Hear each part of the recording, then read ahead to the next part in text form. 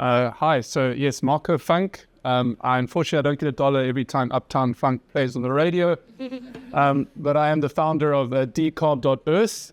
We work in the energy space. 72% of carbon emissions directly and indirectly come from energy. So it really is the core issue. And we focus on your small to medium projects in the likes of Africa. I come from South Africa originally. There is a Swiss flag up there because somehow we're still in a world where people like to see the Swiss flag and think that that's adds a premium to it. We are from there, but very much an African country by heart.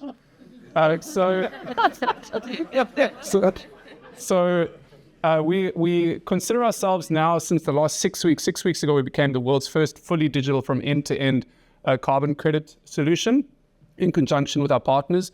So we consider ourselves the world's premium carbon credit generation for renewable energy projects. And you don't just have to take my word for it. The likes of Masdar, a very prestigious energy company from Abu Dhabi, EDF, which around a decade ago was the world's largest producer of electricity. Go Solar, the largest solar provided by project volume in Africa. Yellowdor, the largest PPA. All of these are now already our clients over the last, Go Solar was before, but they've all come now in the last 6 weeks. So it's really happening in a major way. And one of the projects that we're working on is the Warner Brothers World in Abu Dhabi. Sure. So there's many problems that beset the carbon credits. We call them the old order.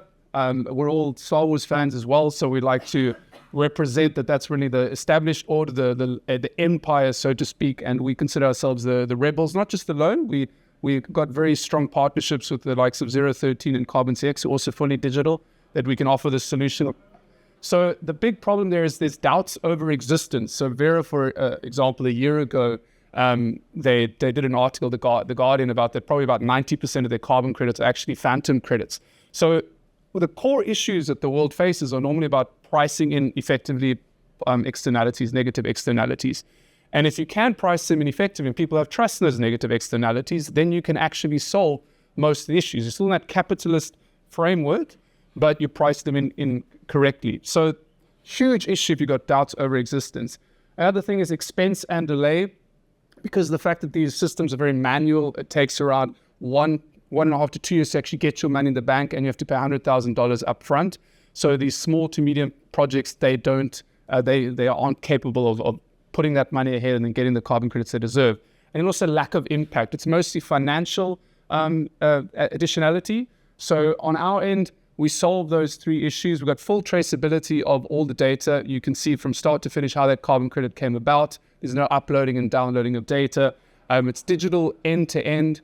So again, full data provenance. And then you've got the maximized impact. So we've got a 5-point criteria for selecting what projects. The main points there are that we look at where you have the highest solar radiation and where you've got the dirtiest grids. So if you've got a limited amount of dollars spent, you want those dollars to go to where you get the most effectiveness, i.e. highest solar radiation, and the most of impact, i.e. dirtiest grids, most amount of carbon that's being avoided. So we generate revenue in doing so. We're also not a charity. So we get 10% of all the credits that we generate. We keep them for ourselves. There's absolutely no upfront costs, and it takes around 5 to 10 minutes for a project to upload themselves onto the system. So we have access for your smaller projects as well. We go up to 25 megawatts in size. The speed of the credit sale is phenomenal. So firstly, as mentioned, 5 to 10 minutes to upload a project, and within days, you actually get your money onto the account. And best-in-class credits. Don't take my word for it. You can check out the technology. It's absolutely world-class. And again, the clients that we're working with. And then as a final cherry on top, we showcase the real impact that's being generated in real time. So any of the project participants, they can actually then also use widgets on their own website saying this is the amount of carbon we've avoided appropriately on Decarb.earth. So just a bit of a story about ourselves. We didn't get here from one day to the next. It's actually been a 3.5-year journey.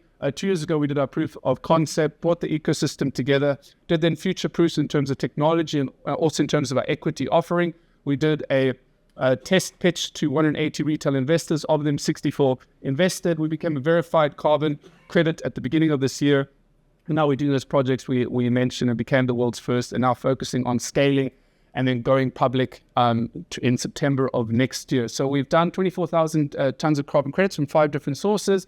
we're selling them at 3x the premium of the market because of the quality of the credit. And for example, Mazda have got 70 gigawatts of projects now in the pipeline until the end of this decade. That's 70 million tons worth of carbon credits. And then our vision, we're quite proud of our vision.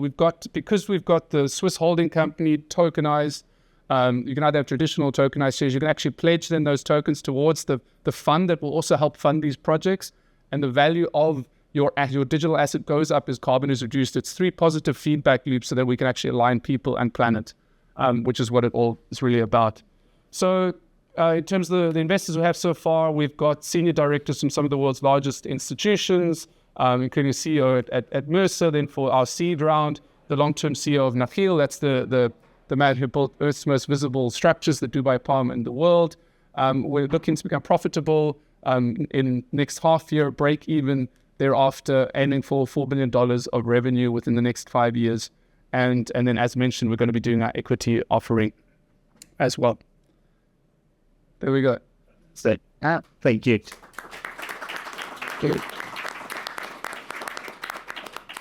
We're 4 minutes Q&A. She wants to get first. Sure. Sorry, from a revenue perspective, like where are you and what have you distributed to the projects? So we've done 24,000 tons of carbon credits, 120,000 of revenue total. So that's the 10% that you're keeping. Yeah. And from a sales perspective, how do you find the projects and how do you onboard? Okay, in terms of sales flow. So firstly, we use our actual network. So the great thing is when you're working straight away with these top dogs, Mazdas, the yellow doors, we actually have taken the approach that we're going to, so on the side, we're doing the small projects so that they can then come on board. From a business point of view, we're doing the big projects. So we've got our big guys, and then the other guys come organically, predominantly through LinkedIn connections. And then the onboarding process is very simple.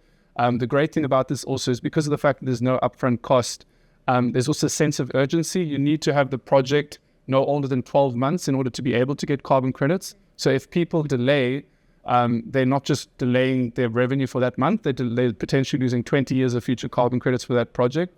So really the sales process is you ping them on LinkedIn, hey, if you're doing solar projects, we can issue carbon credits for them at no upfront cost. Then you have a call, give them, what are your projects that are about 12 months old? Let's get them on board. And then it starts from there, and then they roll it out.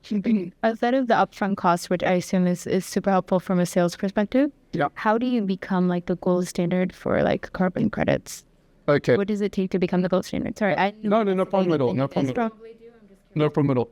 So we get audited by Mazars, verified by SGS, and then registered with Carbon CX. So you look at all the different components of ensuring that you are to that standard. So we're really, as mentioned, we're looking to disrupt this market completely. And the fact that we're actually selling at a premium to the likes of the Vera and the gold standard, is proof in the pudding.